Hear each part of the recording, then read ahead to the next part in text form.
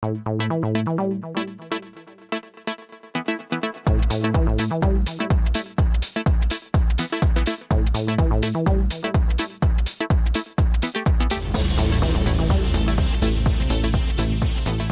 to thank you this morning for joining us, and thank you for your continuing to follow social distancing guidelines and mask recommendations, especially as we transition to the touring of the facility this morning. We appreciate you being here to celebrate with us a project that has been in the works for some time. A collaborative and innovative facility that we believe will be a game changer for behavioral health care in the city and county of Denver. I've personally been a part of the efforts to make this facility, the Behavioral Health Solutions Center, a reality since 2018.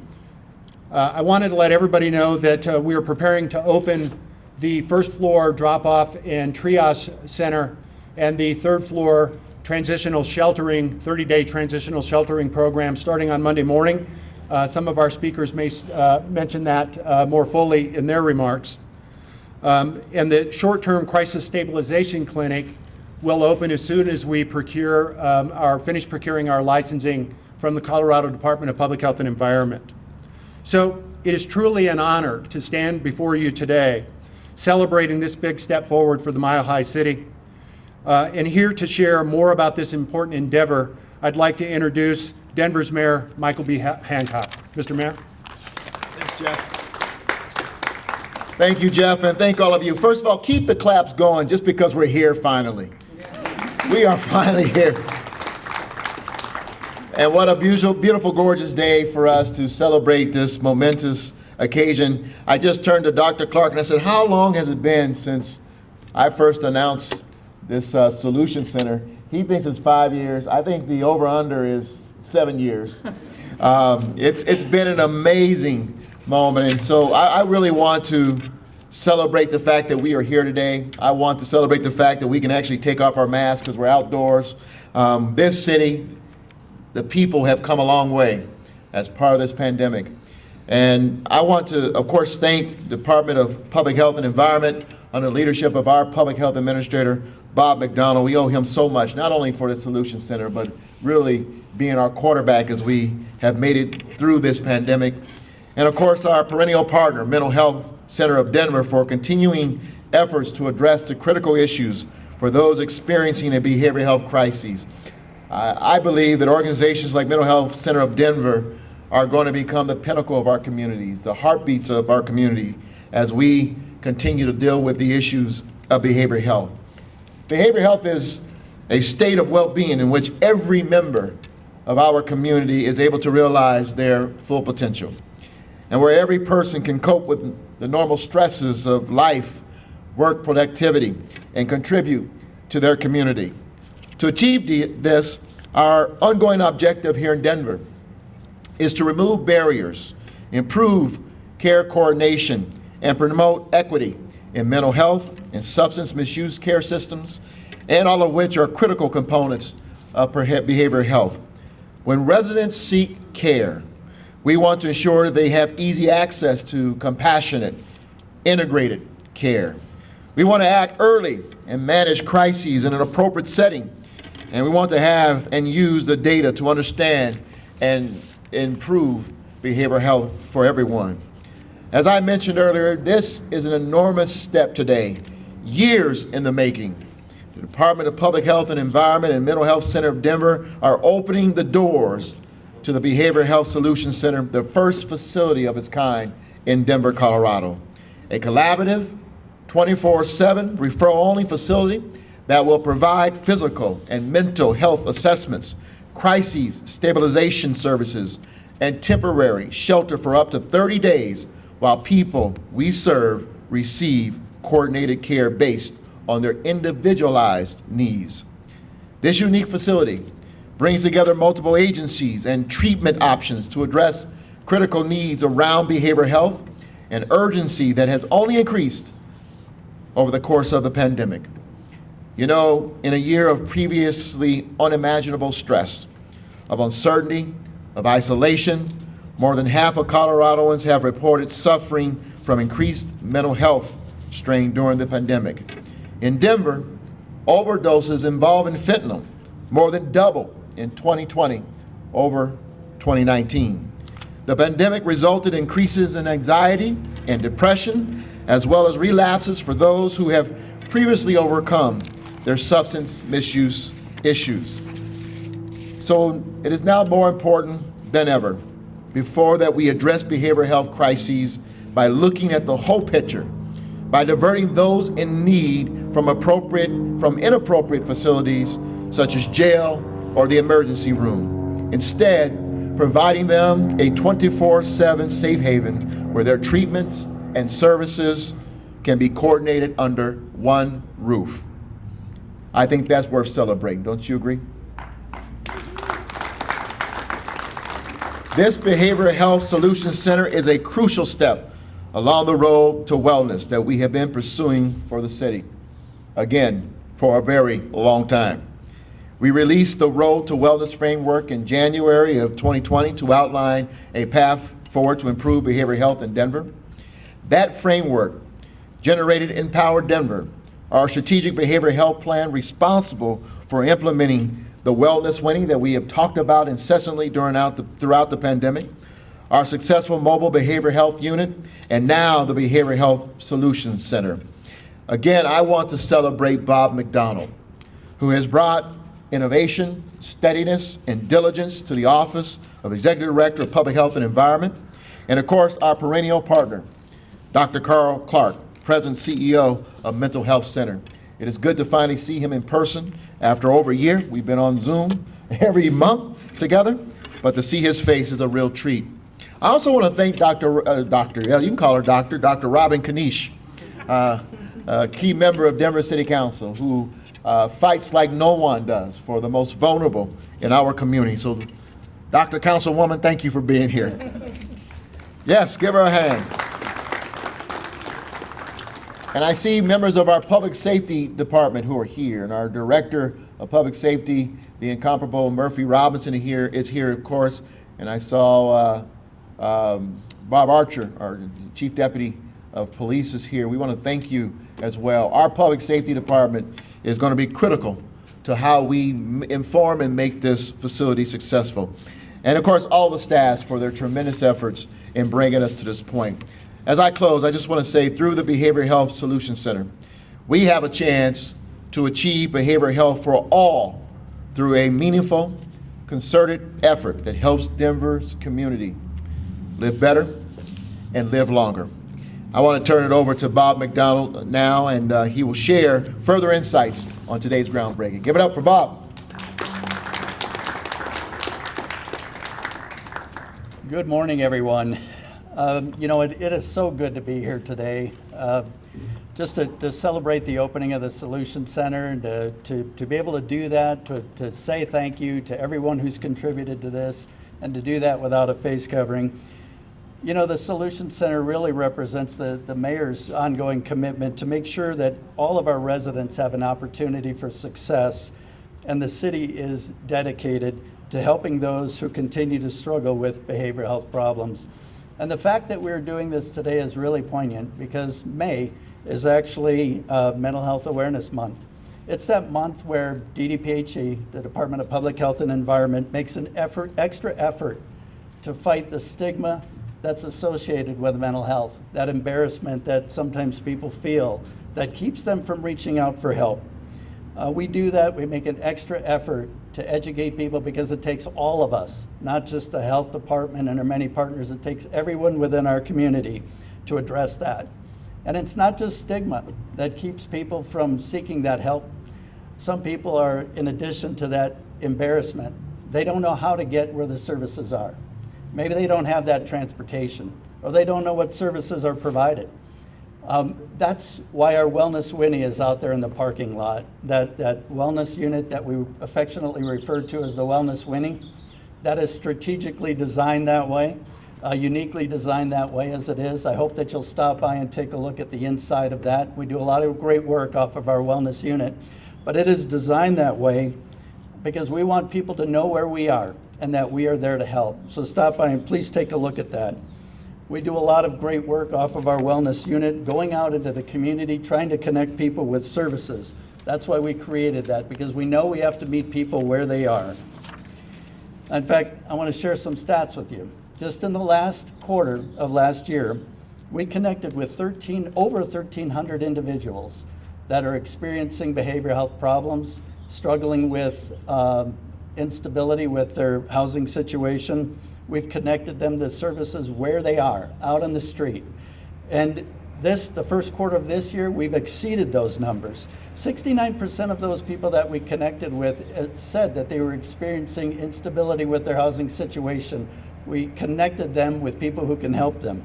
40% requested assistance with services that are not provided on our wellness unit, but we were able to connect them to people who can help them. We're going to continue to do the great work off the wellness unit because we know that we got to go where people are. We're going to continue to use that as a resource to connect people with the services that are provided here, many of which the mayor mentioned, physical and mental health screenings, short-term transitional housing for up to 30 days, mental health and substance misuse beyond counseling, beyond what we can provide on the wellness unit. We're going to use that to get people here when we can. And the services here will also be used to transport those who need services here to other locations where long-term services, longer-term services can be provided. We'll also have peer counselors here. People have gone through these struggles themselves because we know that those that are struggling feel comfortable with talking to others who have also struggled. They have that real life experience. And those that are currently struggling can see there is a path forward. The people that are here, the peer counselors, will demonstrate that they made it. They're doing better, and they're going to help those that are currently struggling. The strategy under all of this, as the mayor said very well, is to keep people out of the jail system, to keep them out of the hospitals, to get them here where we're going to set them up for the greatest success. That's the long-term strategy. And along those lines, before I turn it over here, I want to give a few thank yous as well. Certainly, Councilwoman Kinich has been a strong advocate, and as well as other council members. Councilwoman Jamie Torres in District 3. This is in District 3. I also want to give a shout out to who is now the Denver Clerk and Recorder, Mr. Paul Lopez. When we started this initiative many years ago, Mr. Lopez worked to get a good neighbor agreement in with Sun Valley neighborhood. And I want to thank our neighbors here in Sun Valley for just working with us. We are going to be good partners. We're going to manage this in a way that it adds to the value of the community.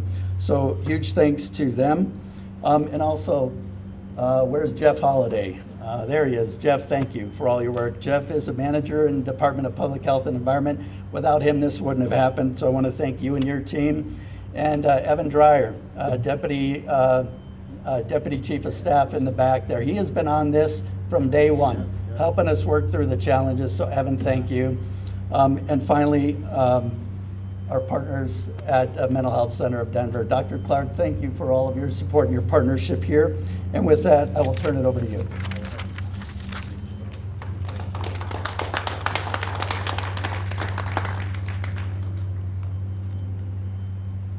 Wow, so like my neighbors and my colleagues, I love living in Denver. And I am so proud of the Mile High City right now. We're making a big change here for people who are in crisis. And if you've ever been in a behavioral health crisis, whether it's yourself or somebody that you love, getting access to care makes all the difference.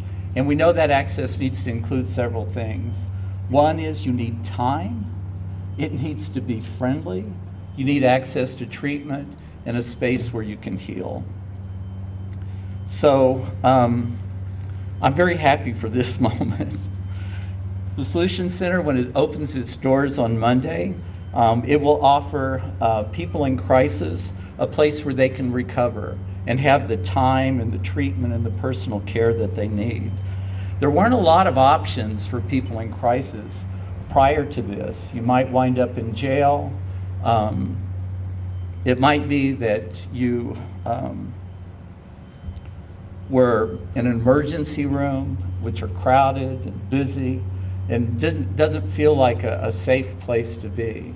And that's what we've created here with the Solution Center. So 50 years ago, I got a call from a sheriff. My dad was having a manic episode, and he was drinking and trying to bring himself down. And the sheriff said, you know, your dad's not a criminal, but he needs psychiatric help. So even 50 years ago, people knew that folks with mental illness were winding up in the wrong place. And now they can wind up in the right place. And I'm thankful for that. So when somebody comes here, there's several things that might happen for them. We sort of have a crisis triage where people can spend like 24 hours trying to get stable again and to get back on their feet. If they need more than that, they can spend 5 days in one of our crisis beds to get well. And if folks still need something after that, we have 30 beds of sort of housing where people can continue to put the things in place that they need to be successful and go back out into the community. I am very thankful for our partners and all the ones you mentioned, Mayor. And Don, thank you for your support. I greatly appreciate that. And this is innovative. It's different. And I think it's aptly named, right? The Behavioral Health Solutions Center. We're going to find solutions to help people on their journey in recovery. And with that, thank you, City. Oh my God, this wouldn't have happened without you. Thank you, Mayor. Appreciate your support. And I'd like to introduce Jay Flynn, our Vice President of Adult Recovery Services.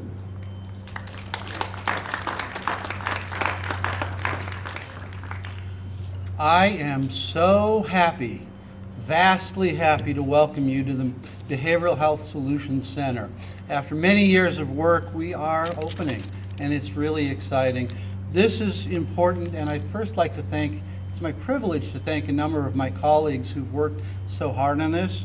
Christy Mock, our Chief Operating Officer, who's been here from the very beginning, who came up with a lot of the ideas, along with another person I'd like to thank who doesn't work for Mental Health Center of Denver, but worked for the city, and that was Reggie Herder, who did such a wonderful job coming up with these ideas. I'd also like to thank Joanne Toney with Mental Health Center of Denver, who has worked tirelessly to get all the details open here, along with Mercer Vandover, also with Mental Health Center of Denver, who worked absolutely tirelessly on getting all of our licenses and our zoning, along with the city. Did a wonderful job. I'd also like to thank the Registered Neighborhood Organization of Sun Valley, who really had some worries about us, and I understand that. But they welcomed us with an open heart, and they listened to our ideas and thoughts with an open heart, and worked on our Good Neighbor Agreement with us in such good faith and spirit. And we're really looking forward to being here in Sun Valley. I've attended dozens of meetings, and I've kind of sort of loved Sun Valley for all the time that I've now spent here. So thank you to all of those folks who care about their neighborhood. It was wonderful to see. I'd like to thank the mayor and the city council and the city of Denver for being such visionaries and being thoughtful about smart, effective programming and leading Denver into the future. I don't know if people realize, because it's difficult to be a prophet in your own land, that Denver really is cutting edge. We are the best. You go to other cities and you find yourself in another city and imagine yourself at 2 a.m. in a crisis.